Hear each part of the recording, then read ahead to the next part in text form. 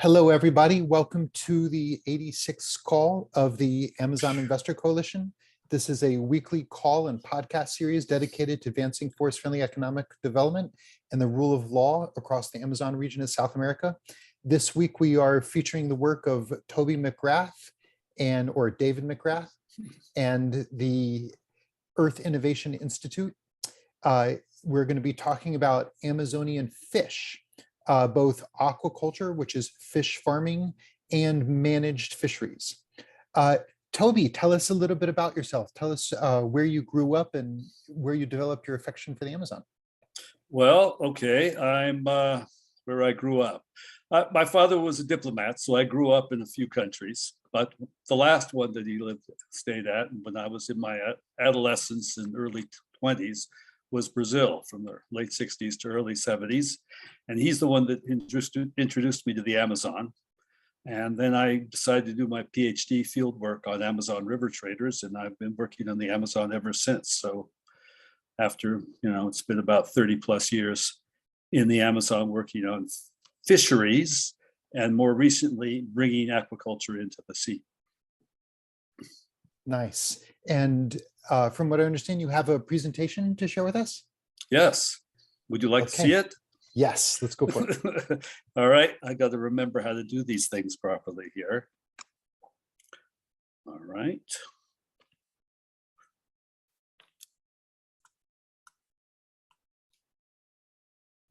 No, I didn't do that right. I have to go back. Screen sharing should be enabled. We see it. You do? Oh, good. Yeah, well, it's slowly, there it is. Yeah. Yeah, okay, great. Okay, good. All right. As said, I'm Toby McGrath, the Earth Innovation Institute. My talk today is about fish and the Amazon bioeconomy. It's a little different from the usual talks, I guess, that focus on the company or something like that. What I'm trying to do here is call attention to the critical role that fish can play in reducing deforestation and developing an Amazon bioeconomy.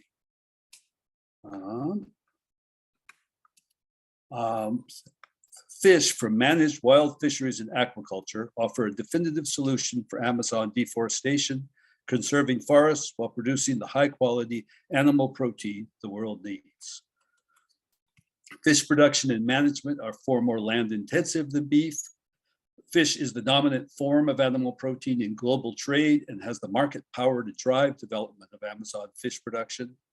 Brazil has a fast-growing, world-class aquaculture sector led by well-organized small-scale producers. Aquaculture and managed fisheries already play a significant role in the Amazon economy. Developing the potential of Amazon fish will require a concerted effort by all stakeholders, and especially private sector investors and entrepreneurs. That's the main pitch of my talk. I will get on to the substance. Aquaculture is far more land efficient than beef. 1 ton of beef requires 16 hectares of conventional extensive pasture. Amazon aquaculture requires only half a hectare for the same amount of animal protein. That's sort of the basis, one of the elements for us proposing a fish strategy.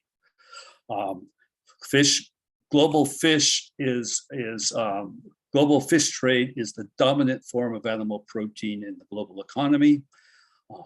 Fish accounted for 41% of trade in animal protein in 2017. Trade in fish grew 3 times faster than beef between 1976 and 2017. Fish can drive development of, global fish trade has the market power to drive development of Amazon aquaculture and fisheries. This map shows the area of the extent of the main fisheries regions of the Amazon basin. Focus here, Belém at the capital of Pará at the mouth of the Amazon River and gets both ocean and estuary fisheries. Santarém upstream is an area of once important fisheries and now recovering, but an important area for community-based management of fisheries. Manaus is perhaps the main hub for both the internal port for the Amazon, but as a hub in terms of developing fish-based approaches within the Amazon bioeconomy and generally speaking. Tefe Mamirawa is the origin of the development of the Pirarucu management system, which is currently the dominant, most effective management system for Amazon floodplain fisheries. Iquitos is the main city in the Peruvian Amazon and responsible then for the fisheries and aquaculture development in that area there. Pirarucu production, I'm having a problem here that I always have, which is to get rid of this title at the top. Is it like that? No, sorry, I just did myself in. Pardon me. I was here. Are we okay? Yeah. I'd forgotten about the fact that this menu that comes down from the top blocks off my titles. So we talked about the Amazon River system. Here is a map of Pirarucu production. Pirarucu is the flagship species for the management of community-based management of floodplain fisheries. Between 2003, when the system was first implemented, and 2019, catch of managed Pirarucu in the state of Amazonas increased from 20 tons to 2,625 tons, expanded from 22 to 35 reserves, involving some 12, expanding from 12 to about 160 communities in the state of Amazonas. Elsewhere, it's also expanded into the Peruvian Amazon. We are using the system in the state of Pará, and it's dynamizing community-based management of Amazon fisheries. Amazon fish are also a forest product. There is a direct relationship between floodplain forest cover and fisheries production. 10% more forest cover results in a 10% increase in the productivity of floodplain fisheries. More forest, more fish. This creates the opportunity to create incentives for floodplain communities to reduce cattle herds and reforest lake margins. Here's an example of a community initiative involving the school and a group of fishermen to produce seedlings, reforest the margins of a lake. The community is shown on the right, bringing the seedlings to the site for the replanting. Down on the left-hand corner is the reforested site after a few years. Amazon trees grow fast, so that makes them very satisfying.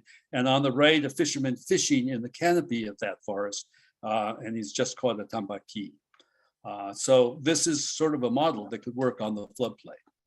For aquaculture, the three main types of production systems are cage culture showing up on the left, the commercial pond culture in the middle, that accounts for probably 80 or 90% of all fish production in most states. And a practice which I think is illegal in most places, but is often used, of fencing off sections of river for production of some species such as the matrisha. The main species is the tambaqui and related species that are and hybrids that are collectively called roundfish. They are dominant in Amazon aquaculture. The pintado is a catfish that is also used with a much smaller, lesser importance, but also very good. And the matrisha is a third, as I said, better adapted to forest stream habitats. In terms of a comparison of the profitability of aquaculture and beef, here's one that shows that aquaculture is far more profitable in a simple form than beef. For example, net returns for a hectare of aquaculture are about 12,800 reais versus 300 for extensive beef production. Profit margins are 20% for aquaculture, roughly 10% for beef. Take an example of a 42-hectare farm. 2 hectares of aquaculture will produce 2/3 of the income of the farm. This isn't just a sort of a snapshot. There are more productive and intensive systems of beef production that would change the scenario quite a bit, but extensive beef production, extensive pasture production, still is the predominant way that beef is produced in the Brazilian Amazon. Small increases in the growth of aquaculture can have a significant impact on deforestation. It is not an all or nothing thing. Total aquaculture production of the legal Amazon today is about 8% out of beef. By choosing fish over beef, farmers can save approximately 38,000 kilometers that would be needed for beef. This is equivalent to total Amazon deforestation between 2015 and 2019. So in this strategy offers producers a way to grow and diversify production and income while conserving progressively larger areas of forest and potentially offsetting Amazon deforestation. Here is 3 scenarios of aquaculture growth under different interest rates. Rates of growth, 5%, 7.5%, and 10%. And over a 20-year period, you see that this growth could allow the sort of retirement of between 21 and 50% of the 2017 pasture area of the Brazilian Amazon. This could make over time a significant impact on not just deforestation, but on forest cover in the Amazon. There are incentives for the shift from beef to fish. Instead of punitive measures to pressure farmers to reduce deforestation and forego production, aquaculture offers incentives to invest in aquaculture and reforestation to diversify farm production. Aquaculture can harness the productive capacity of the Amazon's commercial and small-scale farmers, progressively reducing the total area in pasture while expanding aquaculture production and forest-based management. In some states, it should be noted that beef production ranchers or beef producers have adopted aquaculture. The state of Rondônia is where this practice is most widespread, and Rondônia is one of the major aquaculture producers, not just of the Amazon, but of Brazil. This is an example of satellite-based mapping of aquaculture in the state of Rondônia. Individual ponds are shown up above, a more sort of stylized vision of aquaculture in the lower. And this is an example of how to harness modern technology to develop accurate databases to inform investment in Amazon aquaculture.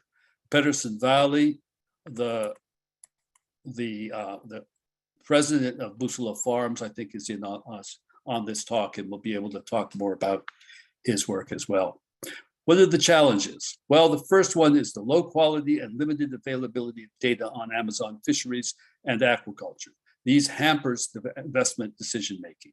Without good information, you cannot make safe investments. The lower productivity of Amazon aquaculture species reduces producers' ability to compete in the national market. In most states, until recently at least, it was illegal for producers to produce exotic species such as tilapia. They've had to rely on Amazon species which have not been yet well developed for aquaculture. Regulatory bottlenecks discourage investment in aquaculture. This is another important factor. And finally, logistical challenges and inefficient supply chain infrastructure exacerbate the problem of competing in national markets. Challenges are also opportunities. Investment in developing high productivity varieties of Amazon fish is a major priority for advancing the aquaculture and fish agenda. Also, identifying and developing markets for promising underutilized Amazon fish species and products. Amazon has got somewhere upwards of 3,000 species of fish. No more than 20 have any significant role in the commercial fisheries. So there's a huge unexploited potential there.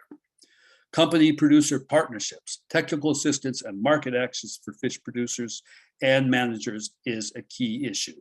And company-producer partnerships could play a role in addressing those needs. Modernize fish supply chain businesses and logistics. We need to have modern firms able to access the fish stocks and get perishable product to market without losing quality.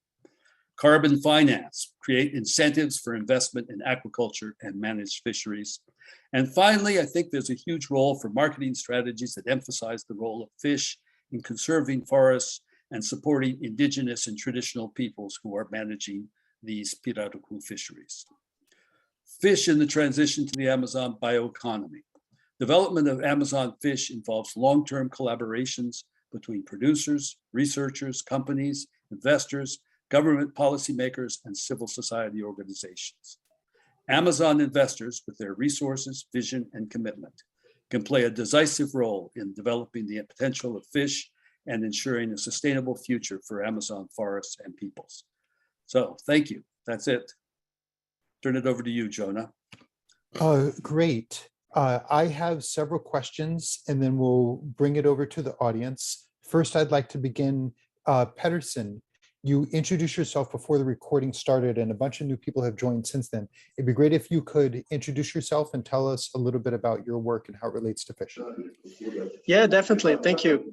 So I'm Pedersen Vale. I run a company that's based in Rondônia, Brazil.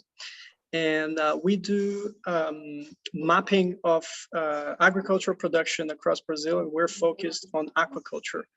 So we have the only product that uses satellite imagery to map inland aquacultural production anywhere in the world.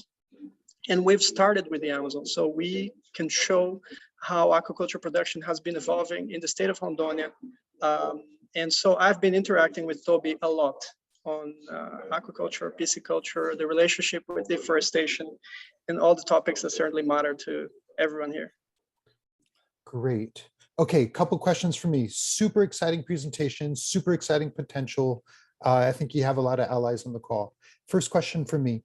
Do you, either Pedersen or Toby, have an appreciation of current market share when it comes for reals or dollars in fish procurement, the market share of managed fisheries versus aquaculture, fish farming? Which one is larger and by how much? You know, I will start, Pedersen, you jump in, please. The problem is the data aren't there. Oh, we wow. don't know what's going on with Amazon fisheries. We don't. We haven't. The last scientific monitoring of fisheries ended in about 2011. So we really don't know what's going on. It's ridiculous. FAO no longer publishes data from the Amazon or from Brazilian fisheries. With aquaculture, we have much better data thanks to Peixe BR, which is the main aquaculture association. They estimate that aquaculture is producing about a little over about 850,000 tons now. And I don't know what, Pedersen, do you have a better idea of what the share of fish production that would be, or fish consumption in Brazil that would make up? It's been changing quickly with tilapia, but I don't know where it is now. Yeah, no, well, Toby's answer is perfect. And what I would add is that the picture has been changing really quickly in the last couple of, I would say probably 20 years. And my state, Rondônia, is the proof of this. So Rondônia did not produce a lot of aquaculture fish at all. It was a beef-oriented, and it still is a beef-oriented state. But in the last 15 years, its aquaculture production has grown a lot. And this is mainly because of the Manaus market. You know, Manaus is a large city in the middle of the Amazon, and they consume a lot of fish. Now, the supply of fish from the rivers across Amazon has been going down, including because of regulations. So Rondônia is the proof that the share of aquaculture is increasing a lot, and this is because of the impossibility of fishing to supply all the demand that there is across the Amazon. Okay, another question, a little bit different, but just to entice the biologists among us. Can you tell us a little bit about pirarucu and why it's such an interesting fish? Sure. It is a fascinating fish. First, if you see it, it's an ancient fish, and it's been around, and it's a smart fish. But it has a number of characteristics that the management system developed combines both biological characteristics of fish and the skills of the fishermen. First, the pirarucu breathes air through its swim bladder. So it has to come up periodically to gulp air. And that was the basis for developing a methodology following from, I think, wildlife biology for estimating the population of pirarucus in lakes. And this way, this system made it possible with trained fishermen, trained pirarucu fishermen, harpoon fishermen, who were used to seeing fish and identifying. They come up and they just do a little splash, and these fishermen can tell you whether it's an adult or a juvenile. And this was then turned into a counting system with teams of fishermen, so they can make an accurate estimate of the number of fish in a lake, and use that for developing harvest quotas on an annual basis and monitoring. That system was legalized. So you have this system now where people can count the number of fish in the lake, which you can't do with virtually any other fish in the world. And that provides security. It's the basis for a simple system that fishermen can develop and implement. And that's been the basis for it taking off. In addition to the fact that it's a high value species, much appreciated in the Amazon. Another question from me. I see these comparisons about the fish market and the beef market. Can you give us a little bit of intelligence about the nutrient profiles of fish compared to beef? Are they equal? Is one more healthier than the other?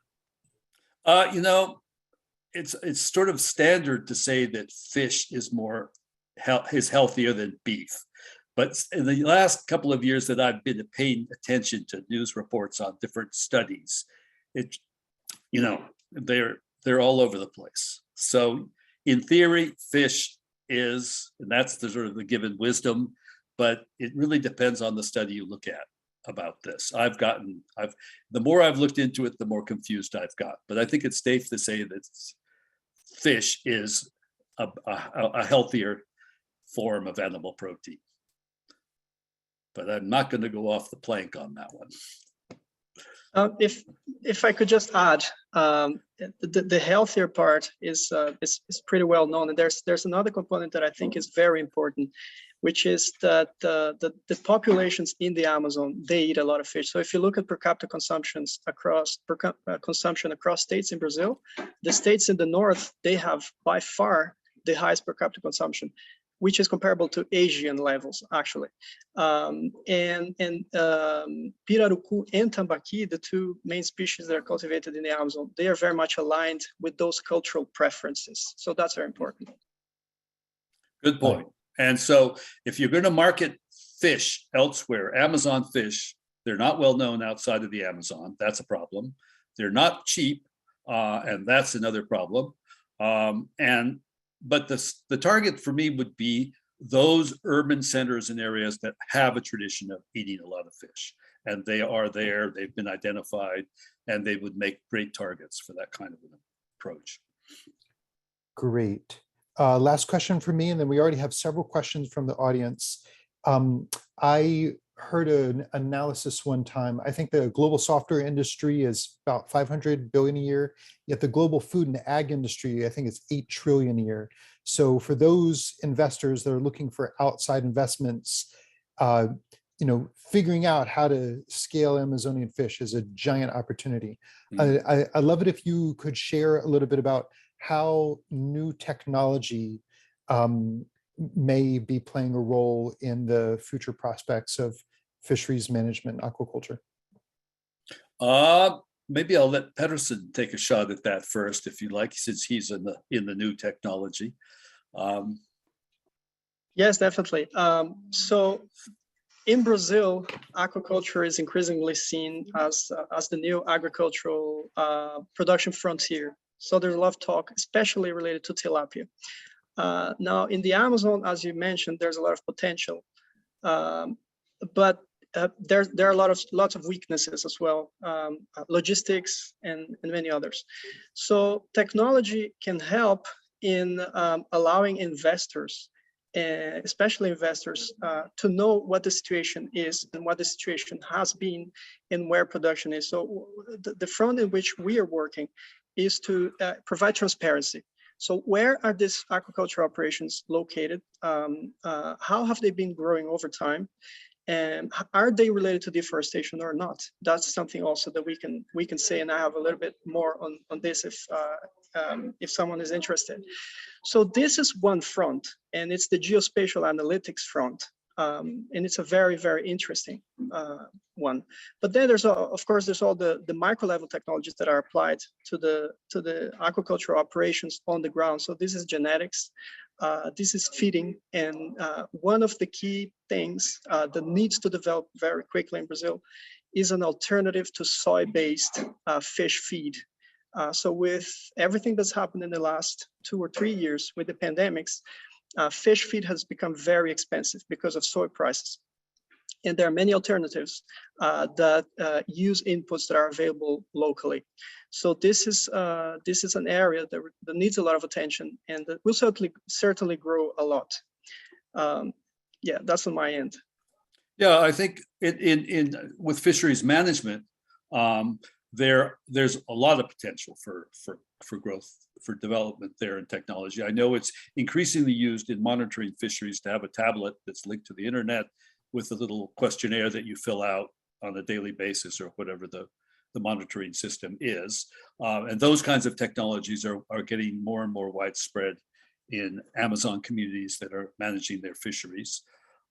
There's huge potential for this logistics. I think Amazon logistics, Amazon uses practically slave labor, so maybe that's not a good example.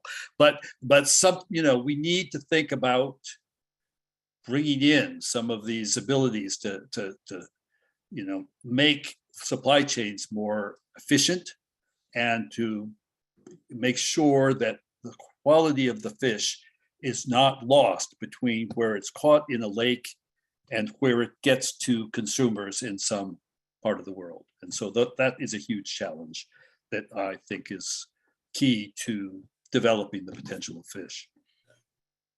Great. We are at nearly half an hour past the top of the hour. We're now going to switch over to questions. This may be a record. We've already got 5 people with questions. So one at a time. Mark, then Jean-Louis, then Jacqueline, then Maria, then Ricardo. Mark, you're up first. Yes, thank you. Great presentation, very interesting. The question relates mostly to invasive species and tilapia. So the number you've been giving us, do they include tilapia? I wasn't sure really if they did, and if there is any initiative to come down on invasive species, thinking of tilapia, but also I'm pretty sure at one point they will cultivate shrimp somewhere. Yeah, well, these days I take a more pragmatic approach to the question of tilapia, and especially the Amazon basin.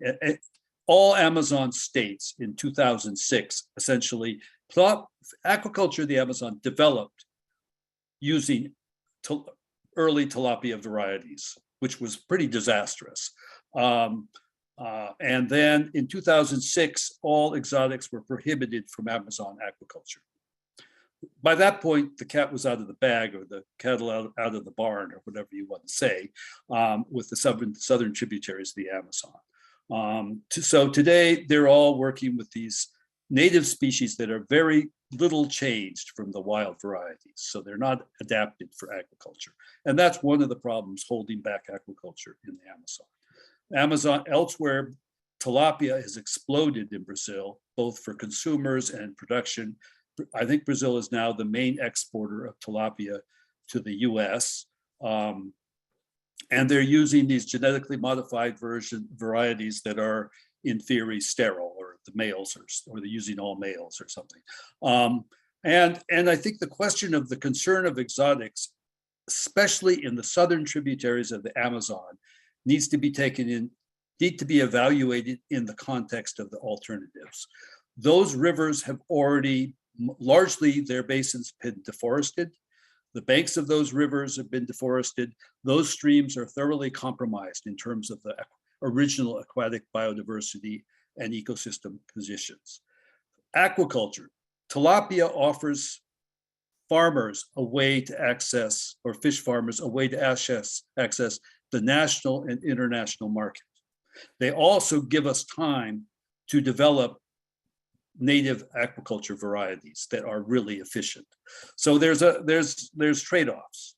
If we don't make aquaculture in the Amazon successful, then cattle will expand and deforestation will continue.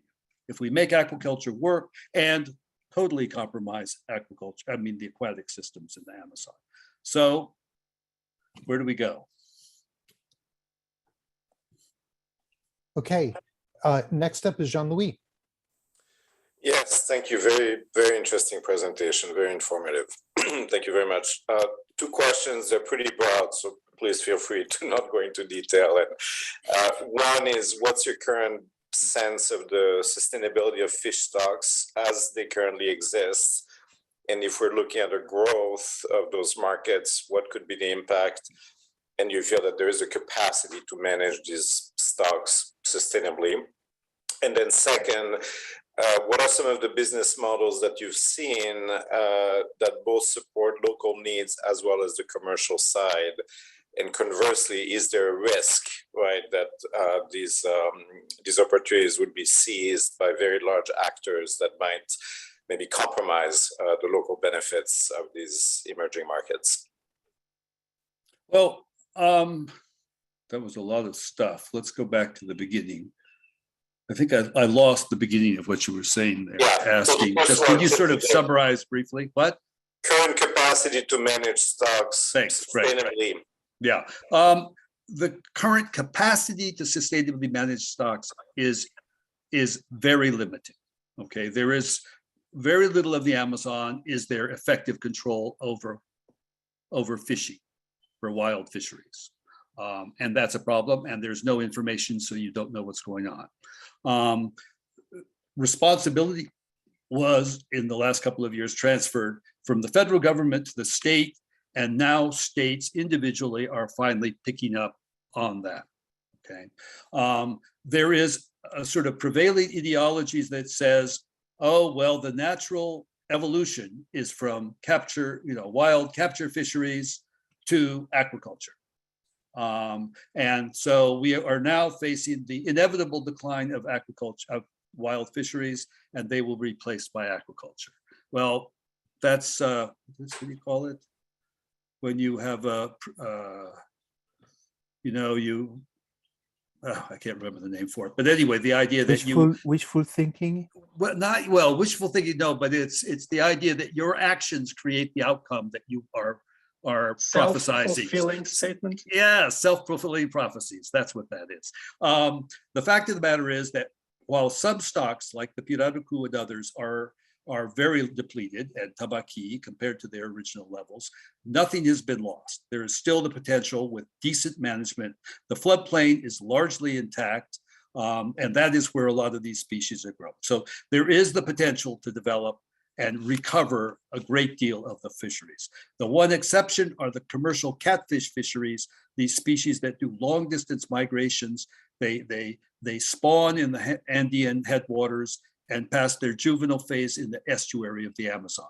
Those species have to run the gauntlet up the Amazon with fishermen all along the way looking for them. And now that dams are going on, the upper sections of those rivers, its access to spawning habitat is being cut off. So the large scale commercial catfish and migratory species that have sustained the commercial fisheries for export are increasingly in trouble.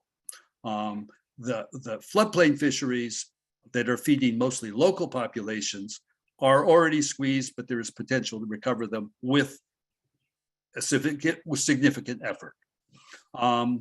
Business models, I'm not aware of much in the way of business models that seek to support community-based fisheries management.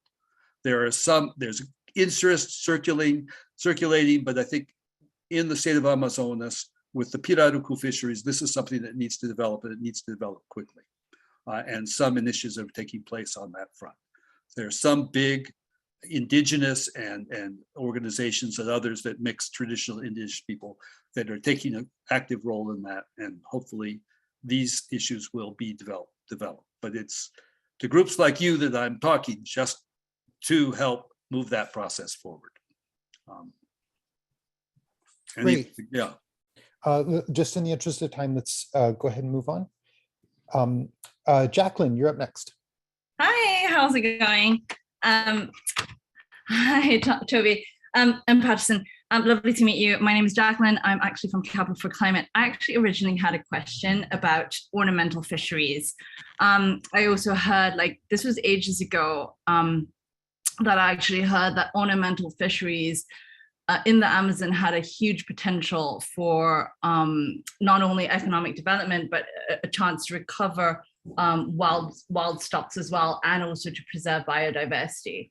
And I was wondering, like, this was back in 2007, I think, when I was reading about this, but nothing really has scaled up significantly for those ornamental fisheries. Maybe this is not part of your study, but I was wondering, like, what are those barriers, and are those barriers the same sort of barriers as for commercial aquaculture for protein? Well, the first thing about ornamental fish, thank you for your question. I do not study ornamental fish, but I happened to consult a friend of mine recently who knows what's going on in Manaus, and so he can talk about that. Okay. But I mean, the major ornamental fisheries has gone through some ups and downs, some pretty catastrophic ups and downs. But they're important in Peru. They're important in Leticia, or they used to be important in Leticia. And in the Amazon, there's been somewhat of a collapse, and there's concern about some species. Somebody I see mentioned zebra catfish, and I think that's an example. There are problems with these little rainforest streams and rivers populations. One of the real challenges of ornamental fish is that you get some breeding stock, and you take them to Southeast Asia, and you develop domestic varieties for the aquarium trade. So they're very limited, I think, in the space they have. And after a complete collapse of at least the business end, not the stocks, in the Rio Negro Basin, they are now recovering, and small scale initiatives are taking place throughout the Rio Negro fishing area. Awesome, that's great. And can I just ask just a quick question? Is when you were talking just now about the business models, do you have any idea of actually how much investment would be needed to kind of like set up a commercial fishery? Like, or was that something you spoke about? Because I was a little bit late, I'm sorry. But do you have like a rough number? No, I have no numbers for that. I think that is a real potential. There was an industrial base for exploiting the large scale, the commercial catfish fisheries beginning in the 60s. Okay, so along the Amazon, there are places where you encounter fish processing facilities, some in better condition than others. Some of these are still actually functioning, others are in decline. But there is this industrial potential for producing high quality fish for export that has been a practice for a couple of decades and is in dire need of funding. I'm not at all sure what the needs would be to get something up and going, but I think it's a key part of a solution to recovering those fisheries, especially in partnership with community management organizations and other organizations. Awesome, thank you. Yeah. Patterson, did you want to respond to that question about how much it might cost to set up a commercial fishing operation? Not really. I don't really have the numbers here either. I just want to say that taking the example of the region that I know very well, I think what we need is not exactly support to establish fish operations, but to provide some oil into the chain. And that is done through different parts of the chain. And one of them that I think is very important is skill development. So we have many parts of the chain are already established in the Amazon, but they don't work well together. And one of the lacking parts of that is skills. So what I would say is that we need to think about ways in which we can help farmers to improve their skills so that they can use the assets that they already have in a better way. Yeah, and I think that's just to follow quickly on that. I was referring mostly to the commercial fisheries of the Amazon, Patterson to aquaculture. They have two different histories. they have two different supply chains for the time being. I would like to see sometime in the future where we begin to think about wild fisheries as sort of the high end of that fishery for restaurants and global, and aquaculture as providing the large scale volume of fish for global consumer markets, national and global. Great. Maria, you're up next. Thank you, Jonah, and thank you, Toby and Peterson. My name is Maria Belén Duran, and I work with the AMA Sustainable Landscapes program, but also we're at the World Bank are developing with the help of WCS and the governments of Ecuador, Peru, Colombia, and Brazil, a project, a cousin project of the ASL that is called the Putumayo-Sa project, and we're focused on the Putumayo-Sa basin and the connection. And one of our components is the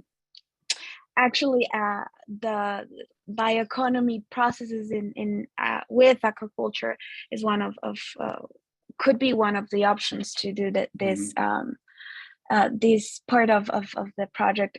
One of my main questions was, and thank you for the information, is really it's really great, is your the information you've gathered, and are the fishermen and the people that is in charge of these aquaculture processes is part of the local communities, are part of the local communities, they are leading these processes, or are the external companies that are hiring maybe the local people doing the local fishermen to do this processes of aquaculture?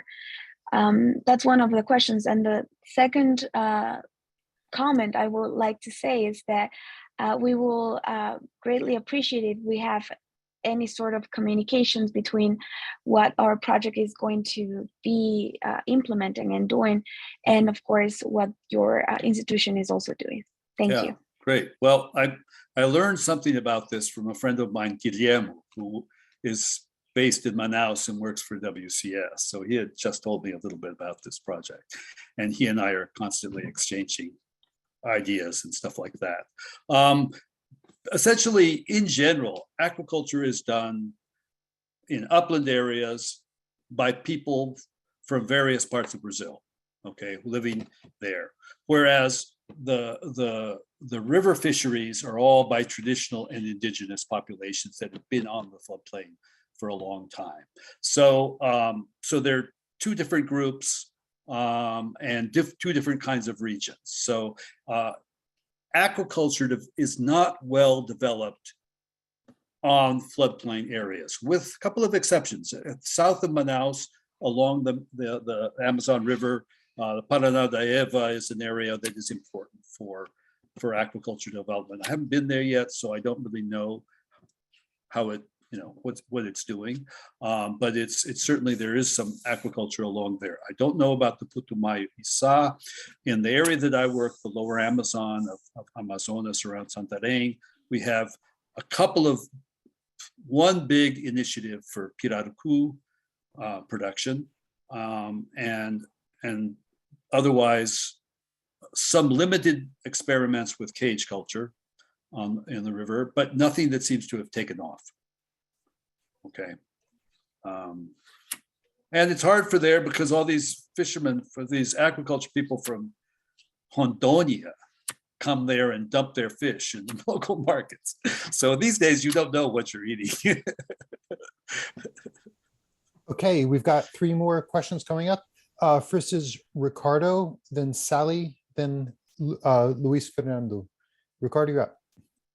Hi, my name is Ricardo. I live in Israel. Originally, I'm from Brazil. I'm working in a project in Rondônia to develop a knowledge center for tambaqui. It's a knowledge center to develop more technology for the fish market. Mm-hmm. And I have one question to Toby and Peterson. Maybe you can confirm or not that what I saw is there are a lot of people growing tambaqui in Rondônia, but what they said to me, there is a problem of in the process processing the tambaqui fish. because people, they have the fish, but there is a lack of technology to do all the process automatic. And there is a lack of people to do that, because today you have the technology to work with another kind of fish like tilapia, but tambaqui, there is no technology to do all the process of tambaqui. Is it right? Do you think this is a big problem, or what do you think?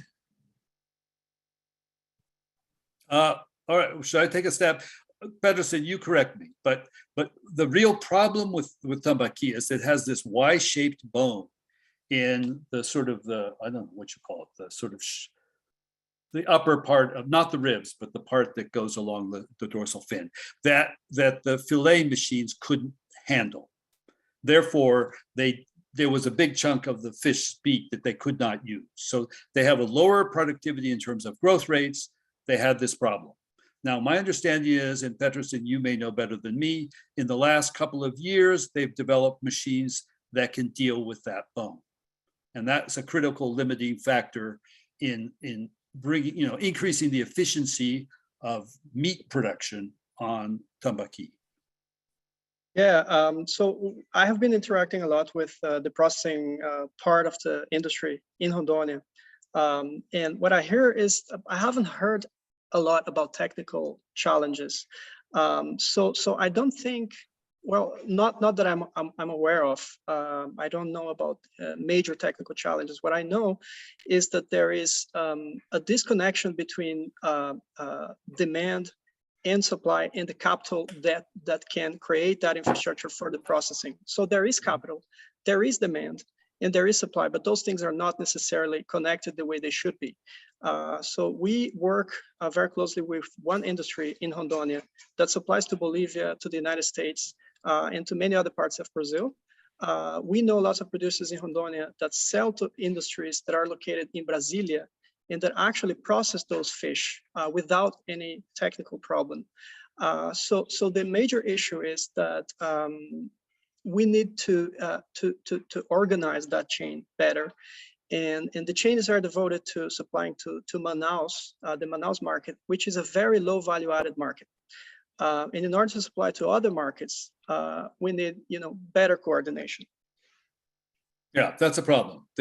This whole aquaculture strategy was aimed at the Amazon market, where they had a lot of people eating fish. They know how to deal with whole fish. Whereas if you're going to supply fish to other markets, you've got to have fillets, you've got to have a whole range of other products. And that's a huge area of opportunity for developing Amazon fish. Okay, thank you very much. Yeah. Great, Sally, you're up next.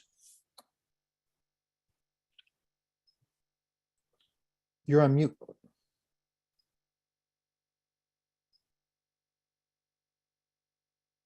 Can you hear me now? Yes. Yes. Yeah, great.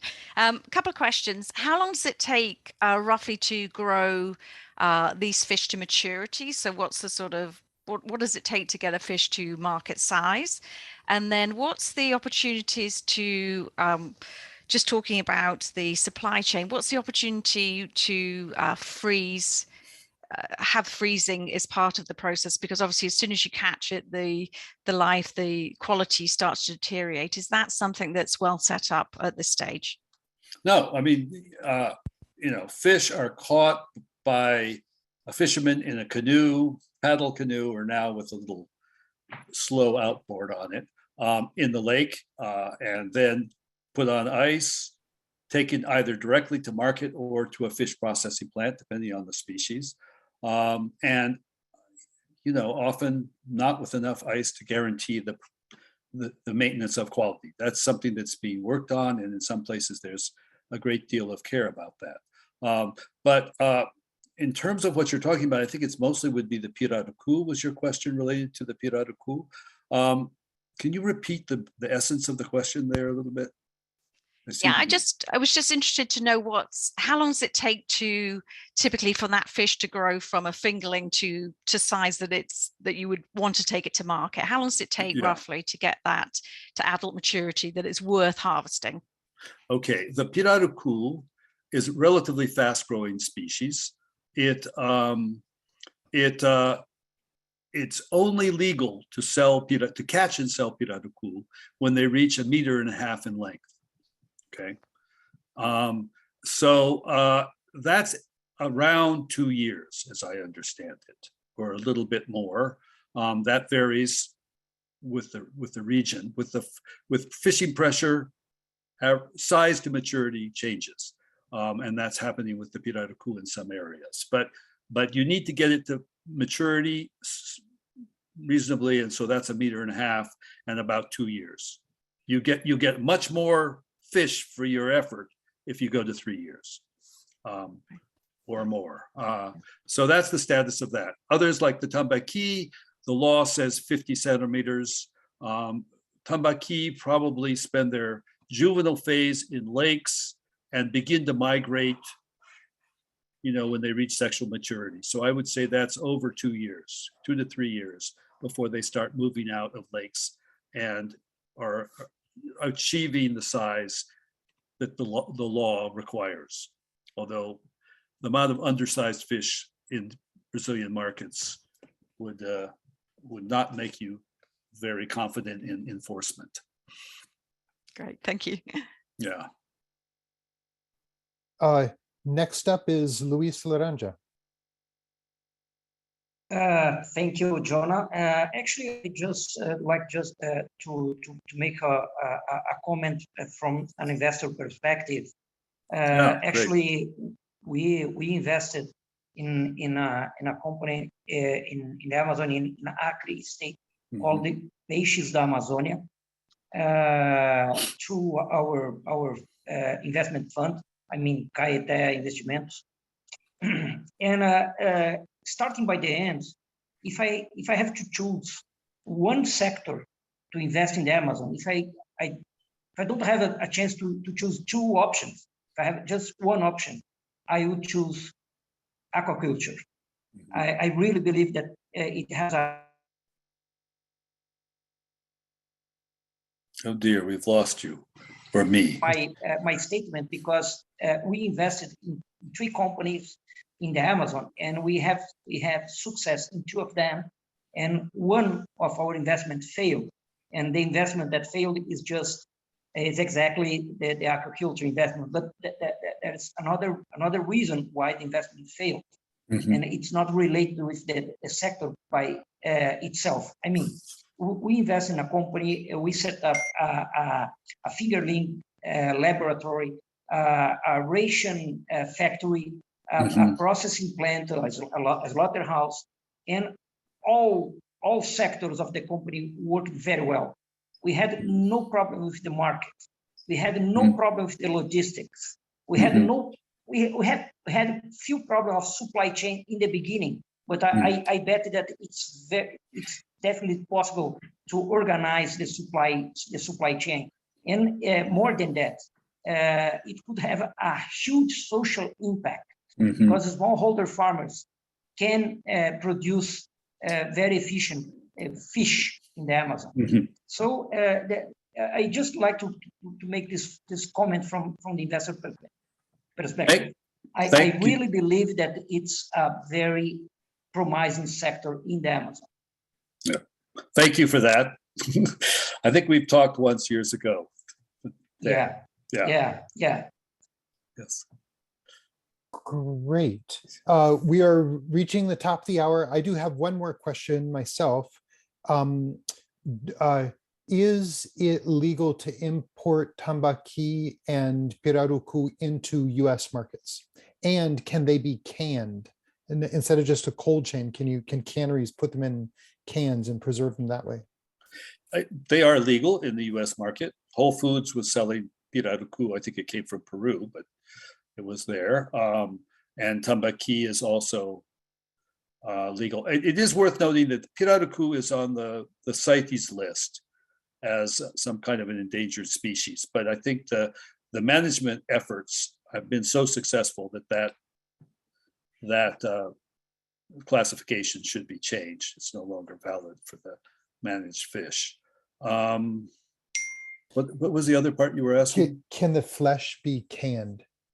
You can can it, but it would be a real shame to can it. I mean, you so modify the flavor of the fish that I wouldn't, I know there is a group in Manaus that's canning fish, but it wouldn't, I mean, you're going to have the same problems of getting it someplace where it can be canned as you would to get it someplace where it can be frozen. So I would prefer to do that and save the value of the fish and the flavor. Sylvia, do you want to give us a couple of sentences about Pirarucu that you've mentioned in the chat? You might be on mute.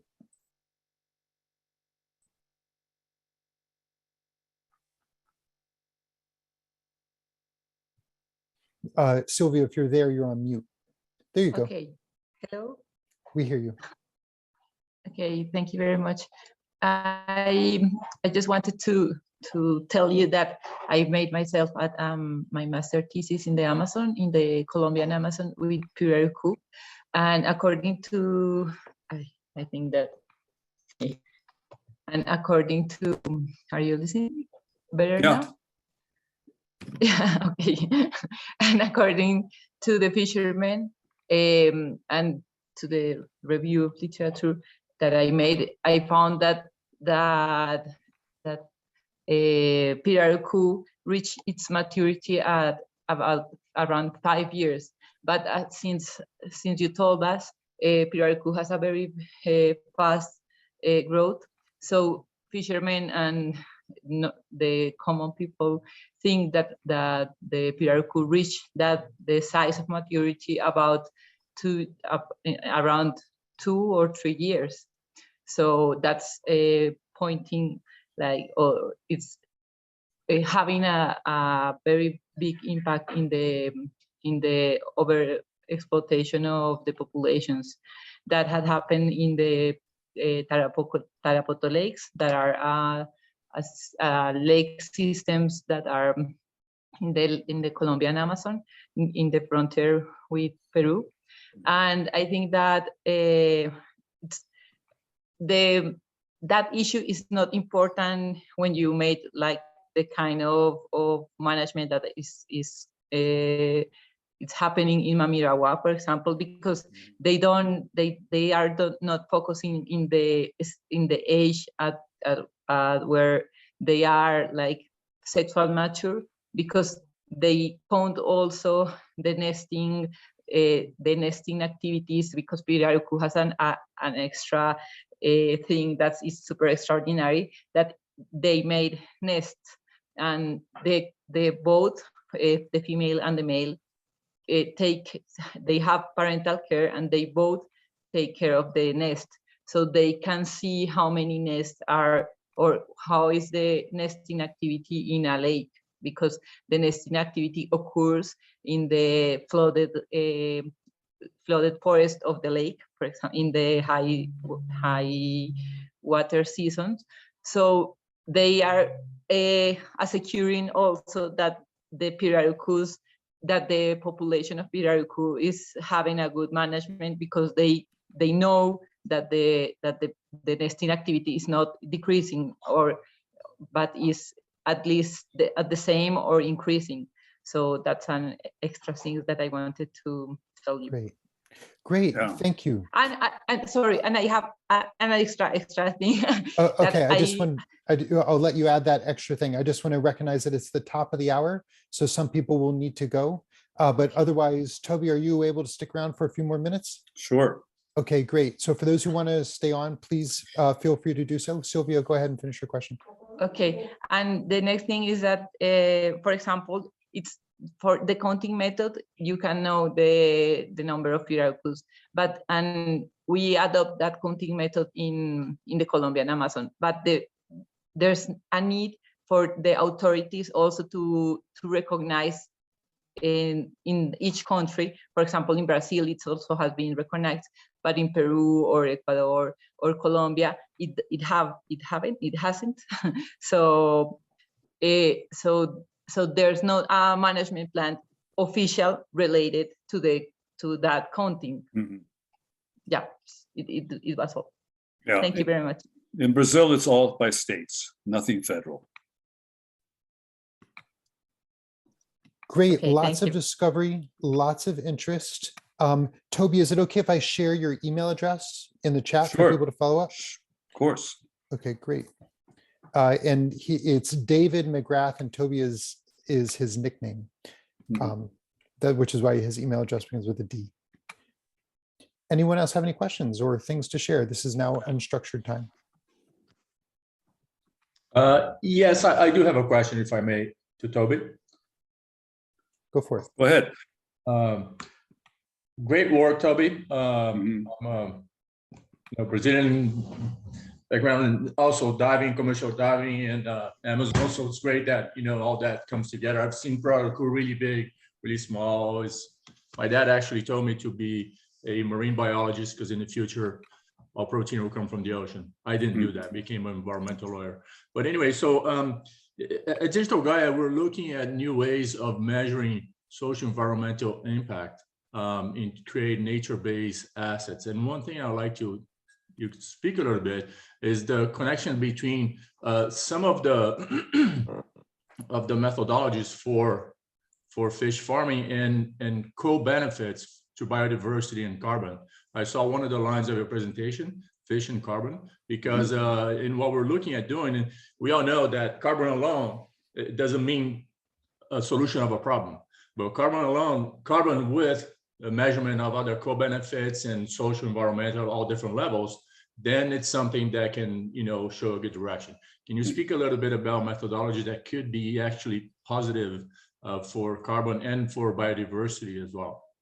I'll give it a stab. That's not my area. I have colleagues that, is Matt still there, and Claudia that may, or Dan I guess is not, that may be able to provide more information on that. But I think the way I've been thinking about, we've been discussing is that if a rancher decides to produce aquaculture and invest in aquaculture, say he does 2 hectares of aquaculture, okay?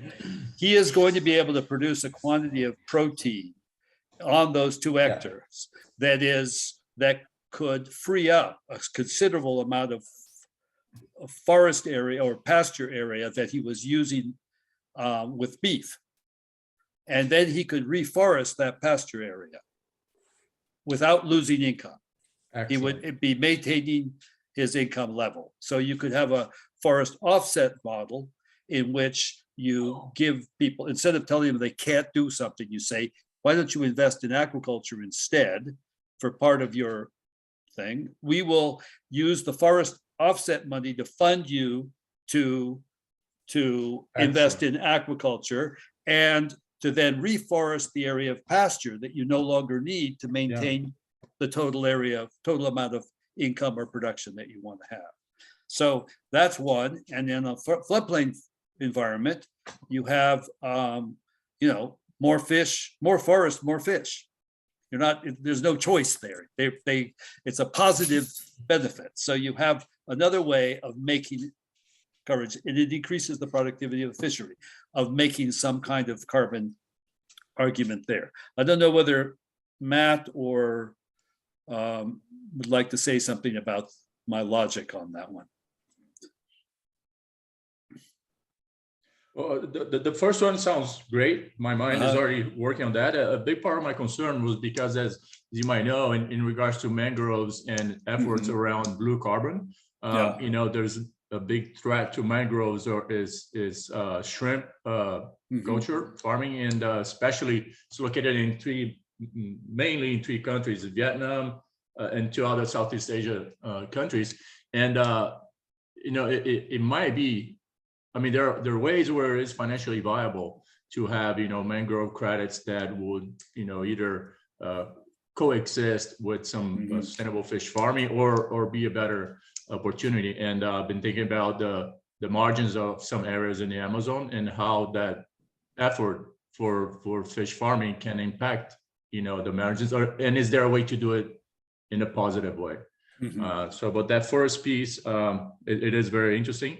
I might contact you to maybe get a contact information from the gentleman you mentioned to see if that can be further structured. Yeah, he's right there. Matt Warren. on the screen. Oh, got it. You're on mute, Matt. You're on mute, Matt. Right? I can hear him.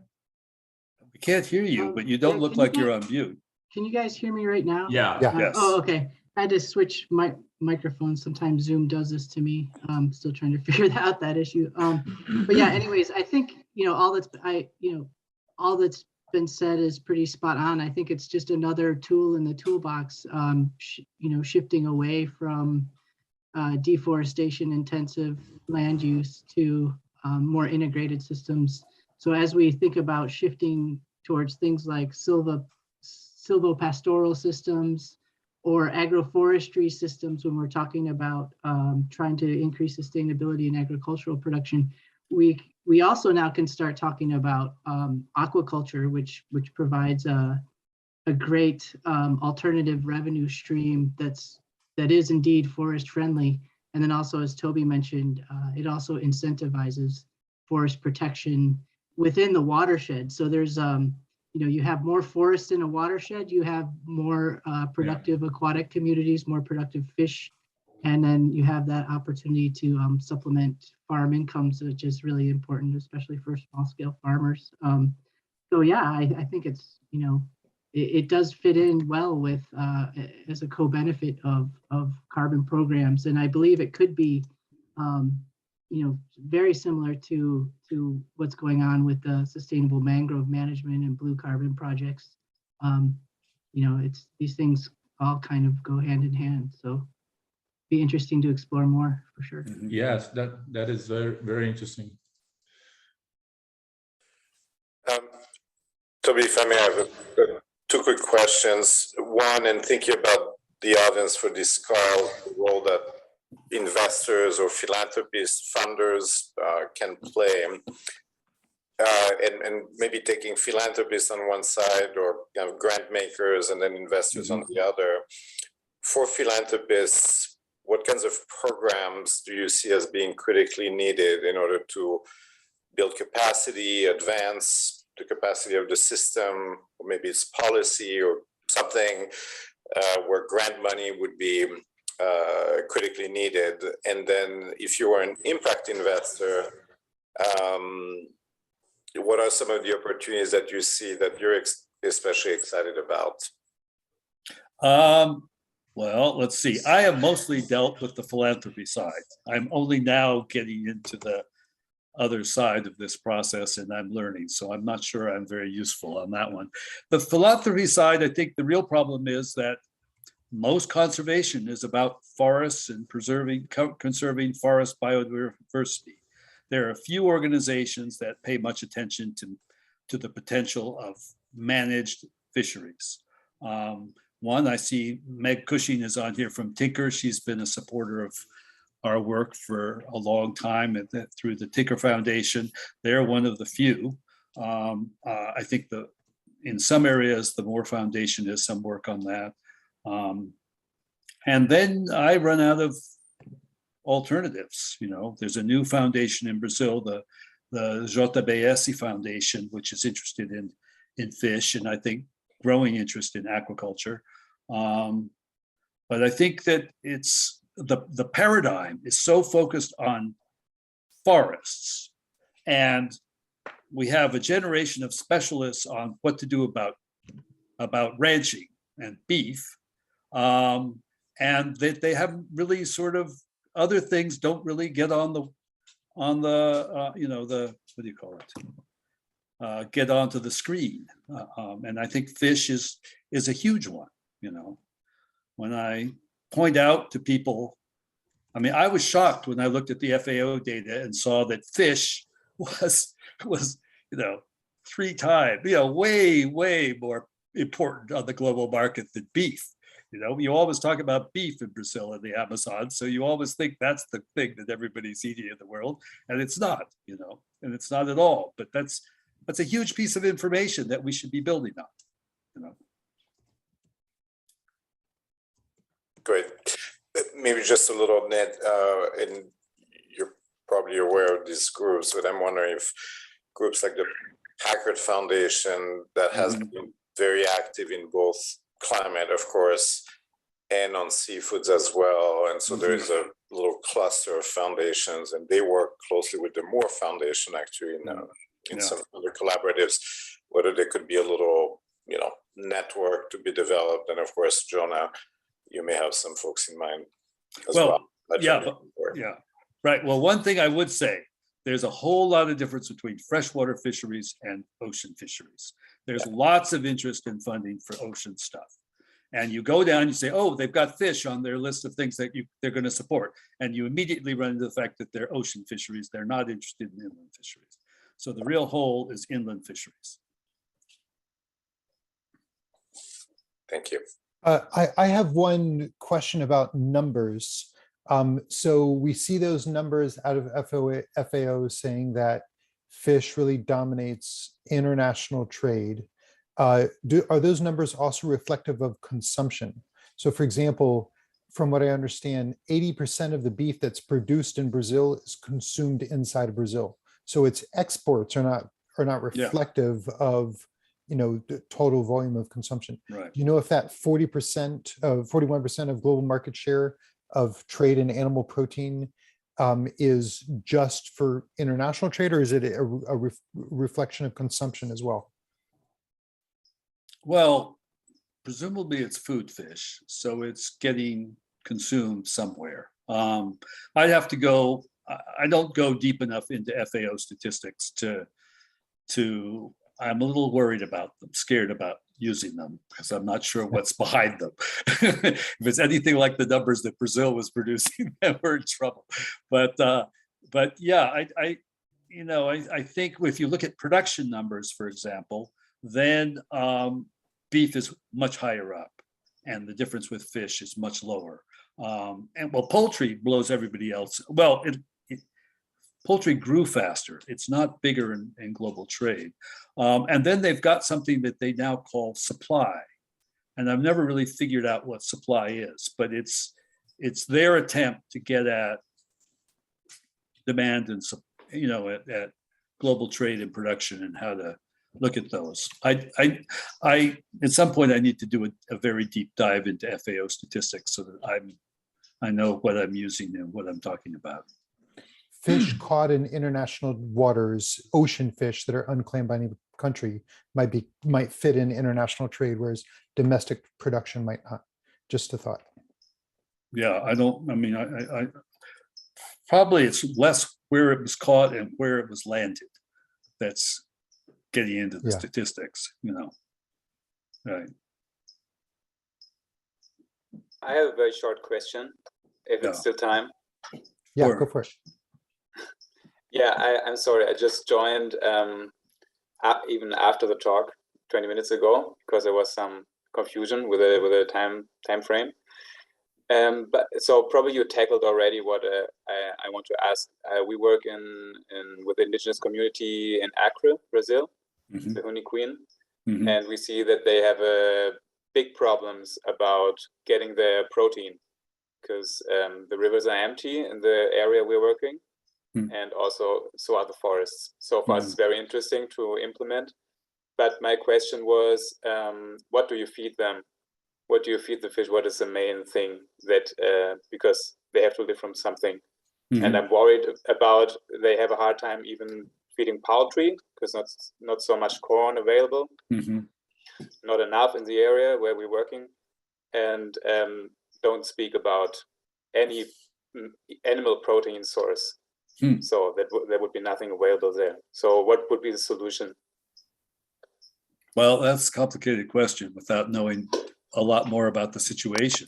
I mean, I think what most people that are doing aquaculture are doing they're doing one of two things, neither of which is much use in your case. One is they're either using commercial feeds, or in some cases, and infuriating their neighbors, they're going out and catching fish and feeding them to their fish in the tank. In their aquaculture ponds. Right. So that's just sort of cannibalizing your resource. So I don't know. I mean, sounds like they got a hard problem and they need to probably go to, who knows? I mean, maybe game animals like peccaries or something, fence in peccaries and let them go or something. something that'll eat, what they produce in their gardens, manioc. Right, but for most fish, you would need some kind of animal protein, right, to feed it to the fish. Well, depends on what the fish eats. If you're getting herbivorous fish, ones that feed on alga and microorganisms and stuff, zooplankton, phytoplankton, like the mapara, then that's what they're eating, and you can go with that. But you'd have to have a system for producing the algae, the phytoplankton that they would be eating, or the zooplankton. I'm not sure which it is. Is tambaqui? Okay, yeah, I have to do some research on it. Yeah. Is tambaqui carnivorous or herbivorous?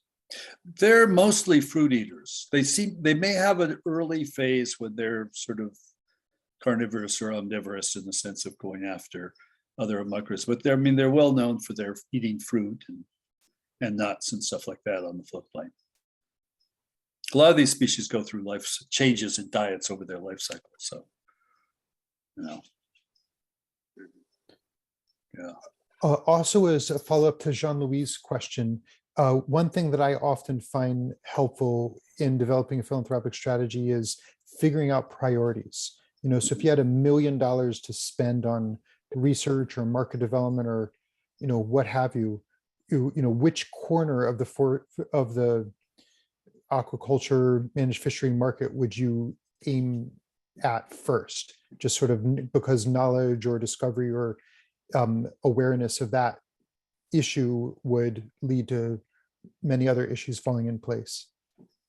Do you have a recommendation? For aquaculture? Or managed fisheries? Or managed fisheries. Well, I think with aquaculture, you're in a better situation. You have, it's the supply chains are less complicated and things. I think you really need to, well, one of the things we're doing is like, how do we structure local markets so that they value sustainably managed fish? That would be for small scale fisheries. And that's important, to be able to, if you want to be marketing and moving sustainably produced fish into national and international markets, you really have to develop that culture locally first so that people are aware and sensitive and working that way, or you're competing against sort of other things. I don't feel like I'm coming up with any good ideas for you right now. I should have been thinking about this, Jonah. I will think about this and come up with some. I think it's in fisheries in the Brazilian Amazon, there's so much that needs to be done to get the groundwork. I mean, the policies need to be there. If you don't have the policies in place, then you're fighting against illegal fish all the time. Developing markets, and I think there's one area that people have been working with that I think has potential is identifying and working with restaurants, of high-end restaurants with chefs that are value fish and Amazon cuisine and ingredients. That's important in Peru and Lima, and it's important in Santarém, and it's important in some of the other major Amazon cities. So there is an angle in to educate people on Amazon fish through those kinds of activities, starting at the high end, getting people excited about Amazon fish. The Sebrae people have done marketing center to identify the urban markets in Brazil that have high consumption rates of fish and focus on those. And I would say internationally, I would do that because I think that Brazilian fish, Amazon fish, given the low rate of consumption of fish in the Brazilian market and the dominance that tilapia has now, we need to look outside the Amazon for potential markets. So finding places where people eat a lot of fish, where they're open to new fish. I learned of a restaurant in New York City where they eat, you could get acari. Acari is the armored catfish, which is a favorite of people in Santarém. And I would not have thought that you would find it in a restaurant in New York. But this was a restaurant that specialized in a whole range of different fish species that you could go there and get, and a friend of mine a native Amazonian, is very pleased with that situation. But I think there is a role for, identifying these kinds of places and channeling fish into them, a high-end, well taken, fish that is in excellent quality when it hits the market, and building up a base overseas for fish, and for aquaculture, I think they're developing entry into the national market, but they've got to develop the products for that. And I think there's a huge opportunity for just marketing strategies to say, hey, if you're eating Amazon fish, you're helping conserve forest. If you're eating managed fish, you are supporting indigenous and traditional populations in the Amazon, because those are the ones that are producing those fish. So building on those connections and people's interest and concern about the Amazon, I think fish, that's a very useful strategy. Sylvia, I'd like to encourage you to share your email address, and anyone else who wants to network with others on this call, please feel free to share your contact information. Go ahead, Christian. A quick question here on the lines that you just mentioned, Toby. Is the fish farming in Amazon, is production steady through the year? Through the year, because one thing we all know about, it's one of the most amazing things about the Amazon, is how much the water level varies. Sometimes 60 to 100 feet every year, every 6 months. And wouldn't that impact fish farming? In other words, can you have a steady supply through the year, or is that seasonal? Well, the aquaculture is mostly done on dry land. It's not done in the river. Where it's done in ponds on the river, for example, the operation I know in front of Santarém on the floodplain, they have trouble. Big floods, they lose a lot of fish. But for those that are doing cage aquaculture, that's not a problem. Oh, because their cage just goes up and down with it, So yeah, those kinds of seasonality issues would not be an issue. Okay. Okay. That was my question. Thank you. Yeah. Fiona, do you want to talk about this report that you just pasted? Oh. Sure. I'm a very small collaborative investor in Aquaspark, and I just feel that it's always on the top leading edge on some of the research that we can develop. And so I just thought it was a vital set of articles. It's a 96-page report, and love to share if anybody needs further introduction through to Aquaspark and the scientists. And I think it just frames out some of the multiple actions around the globe. Aquaspark is a Holland Dutch-based, actually it's not in Amsterdam, it's outside of Rotterdam, and group, and it's Amy Novogratz and some of her family members that have really aligned with a few American investors. We are a part of it through our donor advised funds, as well as doing some more European investors that have backed it. But when you just talked about alternative fish feeds, for example, we've done a lot of the studies over the years and keep doing relating to black fly larvae, looking at alternative fish feeds, obviously glyphosate-free fish feed, as well as the aquaculture and aqua fishing industries. So again, I'm just a resource to pass on fabulous resources. Thank you. Great. Thank you very much. I already grabbed it. Great. Anyone else like to introduce themselves or ask questions? It's open mic session. Yeah, maybe to follow up on what Toby, you said about funders and what is needed. And I think many sectors experience what you just described here, right? Which is that we know there are funders that have coalesced around some issues that are very active, that are very well organized, well coordinated in some ways. And this sounds like an area where there's both enormous potential, but also lack of organizing, let alone funding, right? Well, lack of funding, let alone organizing around funding. So I don't know, maybe there could be some follow-up around that. And John, I'm sure you and your group are thinking about it already, but to see like and really thinking about a group like the Packard Foundation, for instance, just as an example, while it's true that they've primarily invested in oceans, they're just very keen to invest in sustainable seafoods and climate mitigation at scale. Right. So these are two different programs, but I think if a case could be made, as you made it on this call, right, and maybe made a little more detailed, that there is a very strong case for investing in Amazon fisheries of a certain kind. And when I say investing, it's putting some philanthropic money, right? Because the investment side would be different, but that there are kind of enabling conditions to be created for a group of funders that, to Jonah's point, could together bring, say, $1 million. Would be a really exciting proposal to put together. And it's hard to imagine that, given the moment we're in, that we couldn't find some people very interested in doing that. So anyway, it's just as a little follow-up.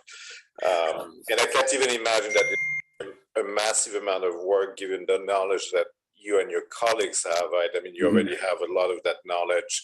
It needs to be aggregated in some way, but then it's really a matter of finding who are the folks and how to organize them to start flowing money into these beautiful projects. Yeah, well, I forgot to mention that the Moore Foundation is developing an aquatic conservation program.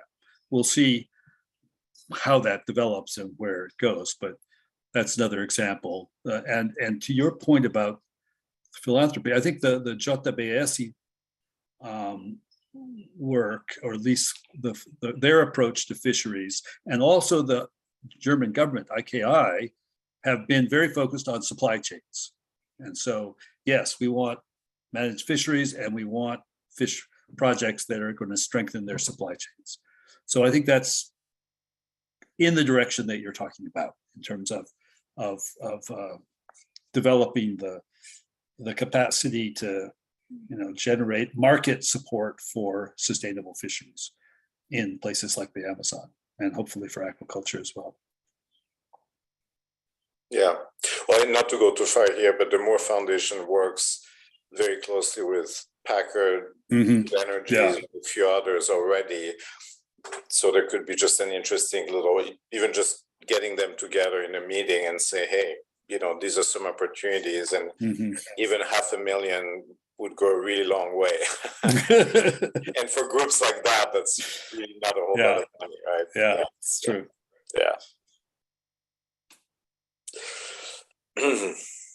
Great. We're reaching the top of the 90-minute mark. Does anyone else have any questions or things to add? Or otherwise, I think maybe we can call it a wrap. For those of you who are new to the call, please feel free to share your email addresses with me, just for future invites. Toby, thank you so much for your time. Well, thank you for the opportunity. Yeah, you bet. There's clearly a lot more that needs to be learned. So we'll revisit this in many moments. Good. Well, I want to thank all of you for participating and your excellent questions. And you've got lots of things I need to learn more about so that I'm better prepared. But yes, it was really very useful experience for me. Thank you. Great. So, thank you. Great presentation. All right. Good. Take care, all of you, and maybe we'll do this again. Definitely will. Okay. Thanks All so right. much. Bye-bye. Bye.